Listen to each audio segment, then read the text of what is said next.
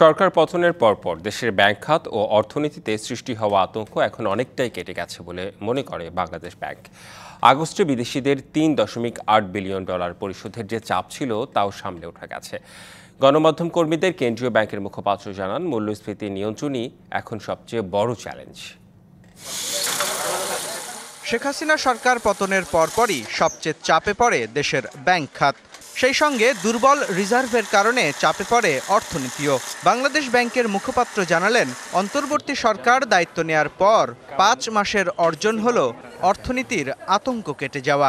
যখন আমরা প্রথম দায়িত্ব নিয়েছিলাম অর্থনীতির, ওই সময়টায় যে আমরা একটা আতঙ্কের মধ্যে ছিলাম, এই আতঙ্কটা কিন্তু এখন নাই। আতঙ্ক কেটে গেছে। আমরা অন্তত খুব ভালো অবস্থানে না যেতে পারলেও আমরা বলতে পারবো যে খারাপ অবস্থানটা থেকে আমরা ফিরে আসতে পেরেছি, আরও খারাপ হবে না। জানান, এই মুহূর্তে কেন্দ্রীয় ব্যাংকের বড় চ্যালেঞ্জ মূল্যস্ফীতি নিয়ন্ত্রণে আনা, আর তা করতে বাংলাদেশ ব্যাংকের একমাত্র অস্ত্র নীতি সুধার। নীতি সুধার বাড়ানোর সাথে সাথে তাদের ব্যবসার খরচ বেড়ে যাচ্ছে। এটা একটা চ্যালেঞ্জিং পরিস্থিতি আছে, কিন্তু সামগ্রিক ম্যাক্রো ইকোনমিক স্ট্যাবিলিটির কথা চিন্তা করে মূল্যস্ফীতি নিয়ন্ত্রণের জন্য বাংলাদেশ ব্যাংক কিন্তু এই কঠিন পদক্ষেপের ভিতর দিয়ে যাচ্ছে। আমরা আশা করছি যে মূল্যস্ফীতি কিছুটা কমে আসবে। যদি না আসে সেক্ষেত্রে আমাদের এই বাড়া কিন্তু